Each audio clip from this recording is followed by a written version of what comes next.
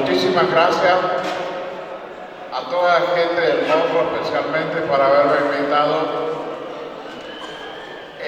Quería presentarles algo un poco distinto a lo que hace a la historia de la zona del Morro. Me he tomado un poquito el trabajo de hacer una recopilación, más bien una transcripción de textos de los viajeros que pasaron por acá, especialmente por el Morro. Por ahí se hizo dificultoso porque en algunos casos había textos que estaban en inglés, otros en francés, otros en alemán, pero tengo que darle el agradecimiento al señor Google que nos ayuda a traducir esos textos que a veces son dificultosos para nosotros. Pensé que iba a encontrar uno o dos autores únicamente, pero superan casi los 30 personas que han pasado por esta zona y dejaron su testimonio. Voy a tratar de ser lo más breve que pueda porque es bastante extenso.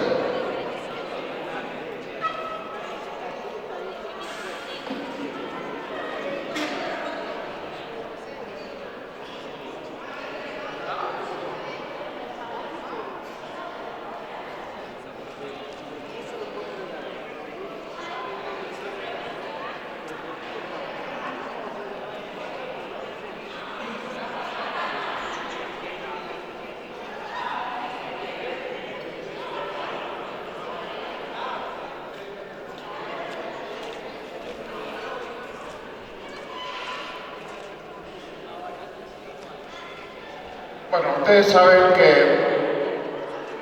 el Morro tenía una importancia más que estratégica para los viajeros. Todos los que tenían que hacer el recorrido desde Buenos Aires hacia Mendoza o hacia Chile, forzosamente lo tenían que hacer por acá, por la zona del Morro.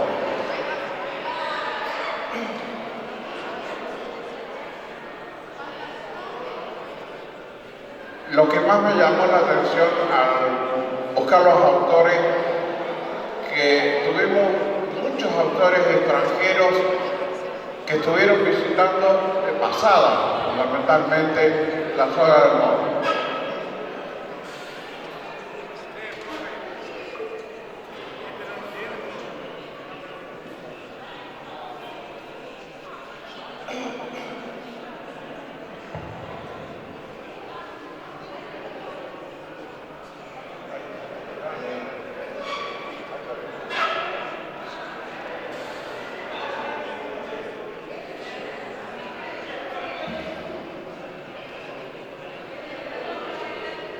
Para que tengamos una idea,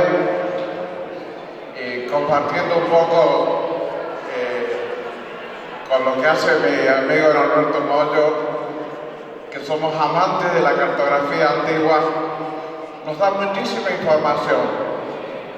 Y por ahí, en algunos textos, podemos encontrar algunos mapas que son de mucho interés. Esto es del año 1787.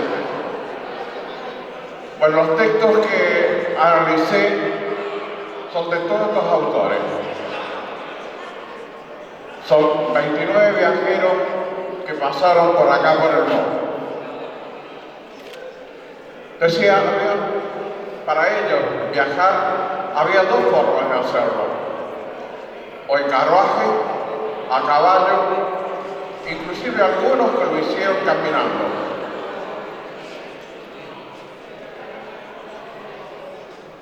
¿Por qué eran lentos? Porque lo hacían al paso de las mulas, al paso de los bueyes que llevaban las carretas.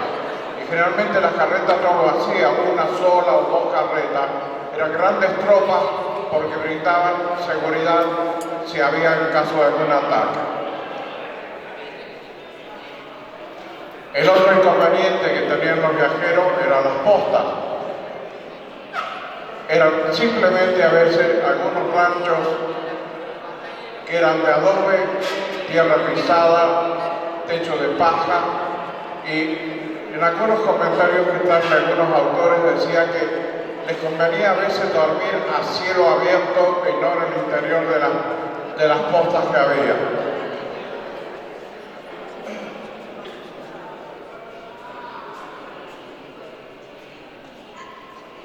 Fíjense, este es uno de los autores de los libros que estuve leyendo, que hace el dibujo de la posta de Salvador.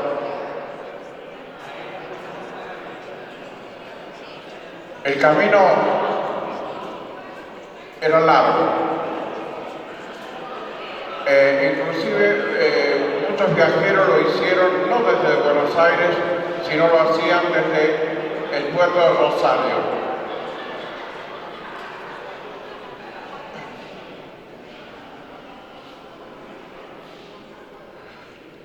Este es el más antiguo de los textos que he podido encontrar, año 1589. Fray Reginaldo escribió una descripción breve de la tierra desde el Perú, Tucumán, Río de la Plata y Chile. Según las crónicas que tengo, lo hizo caminando. Y muchos autores dicen que realmente lo que él iba contando en la descripción únicamente lo pudo hacer una persona que iba caminando y no en un carruaje.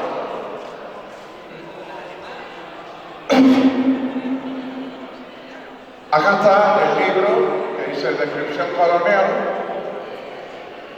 y a la derecha tienen ustedes un trabajo manuscrito en la cual hace la descripción del recorrido.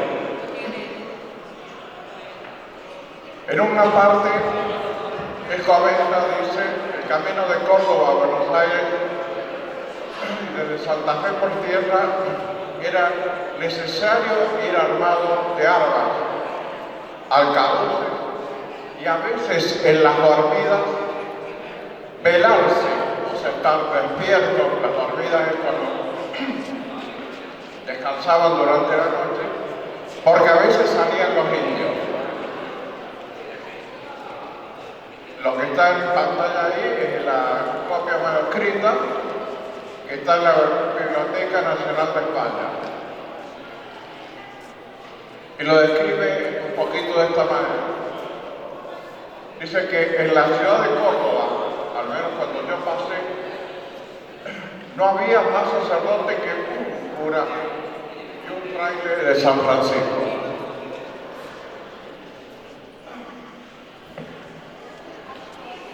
Y decía que los indios no sabían qué cosa era el Ave María y el Padre Nuestro. Hace el pasaje y aparece de que está en el río Quinto, donde dice que hay indios de guerra que no han sido reducidos. Encontró tomillo salsero, no sé si lo conocen, por ahí el tomillito con un perfumado, por lo menos lo tenemos en la costa del río Quinto. Y después solamente dice, nosotros no vimos ningún indio. Y sí, si es como dice, se ha poblado la punta de los venados. No hay que temer, ni antes lo había, como no le hiciesen daño. Ahora, miremos esto. De ser correcta la fecha probable que pasó por San Luis, 1589, serían 5 años antes de lo que conocemos como fecha de fundación de la ciudad de San Luis. Lo que habla que es totalmente despoblado, saliendo de San Luis hacia Mendoza, la falta de agua, la famosa travesía. Dice, había unas ollas hechas a mano por los indios, o sea, tipo represas para recoger el agua. Salió de Córdoba los primeros de diciembre y llegamos en las carretas a Mendoza 2 días antes de Navidad. O sea, teniendo idea de los tiempos que se realizaban para transcurrir. En el año 1698, Antonio María Fanelli, un jesuita italiano, también hace el recorrido. Fíjense ahí lo que les comentaba, la cantidad de la caravana, 32 carretas, 200 caballos y mulas y 374 bueyes que llevaban. La cantidad de bueyes a veces era para tirar la carreta y a veces para usarlo como alimentación durante el viaje. Bueno, esta es una cartografía de la época. Ella menciona de que se encontraba en la ciudad de San Luis de Loyola el obispo don Francisco de Puebla. Y ahí, junto a otros 34 jesuitas, se dedicaron fundamentalmente a evangelizar la zona que estaba de San Luis. El obispo dio esa facultad a los padres para confesar y predicar, que lo hicieron durante 4 días que estuvieron en San Luis. No hay una mención muy específica de haber dado o haber hecho noche o algo acá en el mundo. 1780, José Francisco de Amigorena, un español que también recorrió esta zona. Ya que empieza un poco a llamar la descripción de la zona del Morro. Dice, caminada 4 leguas por despoblado se llega a una loma notable que llaman Bordezuelo del Morro. Al pie, por la parte del oriente, tiene un pequeño manantial y en su cima se junta el camino de la costa con el de la carreta que dejamos en el paso del arroyo de las Lajas. 4 leguas largas delante de esta posta, en la falda meridional del nombrado Morro, sobre un arroyo de agua cristalina que precipita su cumbre la quebrada inmediata. Ahí encuentra al maestro de posta, don Anastasio Quiroga. Dice que es un vecino afiancado dedicado a la cría de ganado que juntaba para después venderlo a la zona del Chile. Hay una cosa característica de la mayoría de las acotaciones que hacen, es que la mayoría de las casas tenían mucha cantidad de duranos y cereza.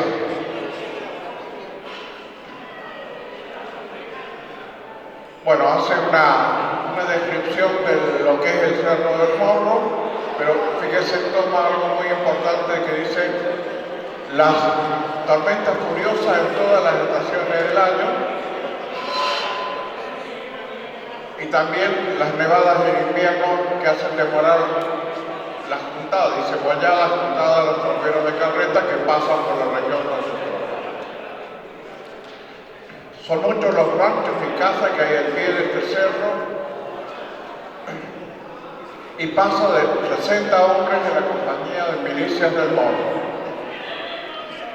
Los soldados que estaban acá también se dedicaban a la cría de ganado, y que no sembraban porque el terreno era muy pedregoso. O sea que todavía no habían llegado hasta aquí, a este lugar, porque dice, descendiendo pues de la desferida loma, como 2 leguas distante de la costa de don Anastasio, está la capilla de San José del Morro, a la orilla de un pequeño y permanente arroyo. Inmediato hay 5 o 6 ranchos y otros muchos de las cercanías que hemos visto más arriba. O sea, está acá donde estamos parados nosotros, para que ustedes están sentados. Otro viajero, 1794, Tadeo Hanke. Es un naturalista que vino desde España a toda la zona de Sudamérica haciendo investigaciones en lo que se conoció como Expedición Malaspina.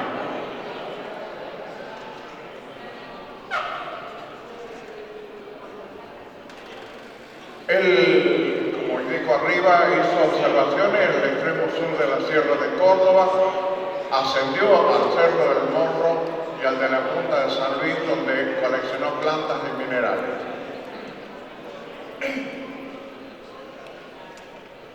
De regreso a Mendoza, pasando por la punta, después va a Desaguadero y describe enseguida el pueblo de la punta de San Luis, también llamado de Loyola, que era sin plan alguno, con casas aisladas como la de los indios Pampa, pero con jardines, hortalizas, modadores afables, 3 parroquias y un convento del Santo Domingo.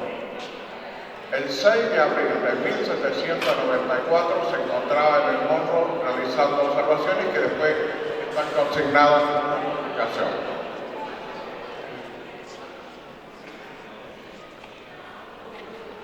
...1811, poquito tiempo después de la Revolución de Mayo.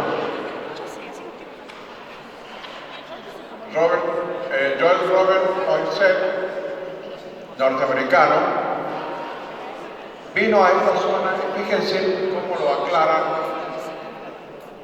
Sirvió como agente especial de los países de América del Sur desde 1810 a 1814. Dicho en palabras actuales, un agente especial que lo que es, vino a hacer espionaje al más alto nivel para ver cómo se estaban agrupando nuestros gauchos, cómo se estaban preparando para la independencia.